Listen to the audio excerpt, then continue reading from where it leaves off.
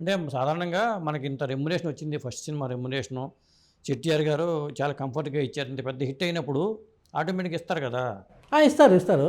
But అది ఏమి ఇచ్చారో నాకు తెలీదు. తెలీదు, నాన్నగారు చెప్పలా. చెప్పలేదు.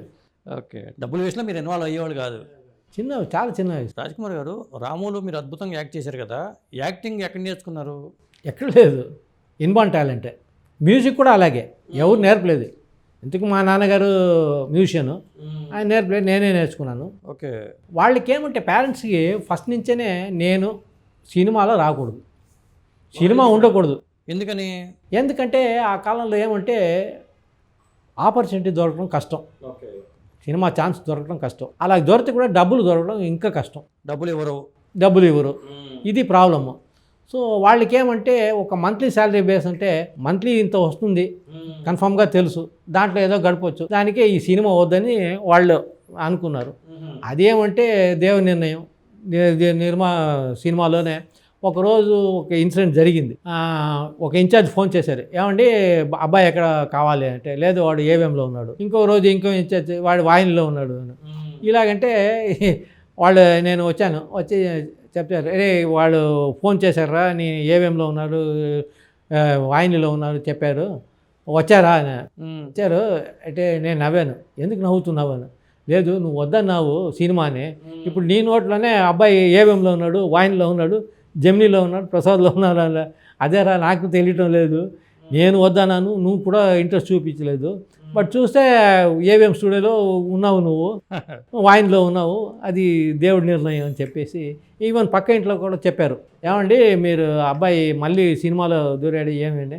లేదండి మాకు ఇంట్రెస్ట్ లేదు, ఆయనకి ఇంట్రెస్ట్ లేదు, బట్ దేవుడి నిర్ణయం చూద్దామని చెప్పేసి వాళ్ళకి కొంచెం భక్తి ఎక్కువ, దేవుడి మీద భారం వేశారు, జరిగిపోయింది అలాగా. సాధారణంగా సినిమా వాళ్ళకి పిల్లల్ని ఎవరు అంటారు, మరి మీకు ఎట్లా, మీకు పెళ్లి విషయం అబ్జెక్షన్స్ ఏం రాలేదా? ఏం రాలేదు. మా మామగారు కూడా ప్రొడ్యూసర్, డైరెక్టర్. అట్లాగా? పేరేంటి ఆయన పేరు? నాగేష్ బాబా అని చెప్పేసి అనిరీక్షిత అని ఒక పిక్చర్ తీశారు ఆయన, కన్నడ పిక్చరు. దానికి ఆయనే ప్రొడ్యూసర్, డైరెక్టర్. సో దానివల్ల ఆయనకి ఆ సినిమా ఇది ఉంది, ఆయన ఒప్పుకున్నారు.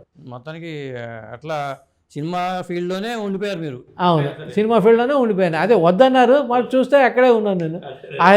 వాహిని కాంపౌండ్, సినిమా ఇది జెమినీ అని అక్కడే ఉండిపోయాను. రోజు అక్కడ 25 days వర్క్, 300 days సాలిడ్గా వర్క్ ఉండేది.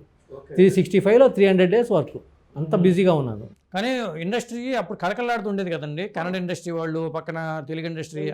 ఇక్కడ ఉన్నప్పుడు 4 languages ఇక్కడే, హిందీ కూడా ఇక్కడే. కొన్ని మన south Indian films Telugu producers Hindi తీసేవాళ్ళు, అదంతా ఇక్కడే జరిగేది. మొత్తం అందరికీ ఛాన్సెస్ వచ్చాయి. ఛాన్సెస్, వర్క్ బాగా జరిగేది. దానంతా 85లో కన్నడ ప్రొడ్యూసర్స్ వెళ్ళారు కర్ణాటకకి. దాని తర్వాత మెల్లగా తెలుగు వాళ్ళు వెళ్ళారు, అదే మలయాళము, అది అయిపోయింది, వర్క్ స్ప్లిట్ అయిపోయింది. మాకు అక్కడ ఏమంటే అక్కడ ఉండే మ్యూజిషియన్స్ అంతా గొడవ పెట్టారు, మేము ఉండేటప్పుడు మద్రాస్ మ్యూజిషియన్ ఎందుకు వస్తున్నారని చెప్పేసి వాళ్ళు అక్కడ వర్క్ చేసి, దానివల్ల కొంచెం. ఇప్పుడు మీరు మెంబర్ అండి అసోసియేషన్లో? కంపల్సరీగా మెంబర్షిప్. 78 నుంచి నేను, 79 నుంచి నేను సినీ మ్యూజిషియన్ యూనియన్లో మెంబర్. ఎంత ఉంది ఇప్పుడు? లైఫ్ మెంబర్ నేను. లైఫ్ మెంబరా? మామూలుగా ఎంత అండి మెంబర్షిప్ తీసుకోవాలంటే అమౌంట్? ఇప్పుడు 100 rupees. ఇప్పుడు 25,000 50,000 ఉంది. ఓకే. లైఫ్ మెంబర్కి ఏముంటాయి ఫెసిలిటీస్?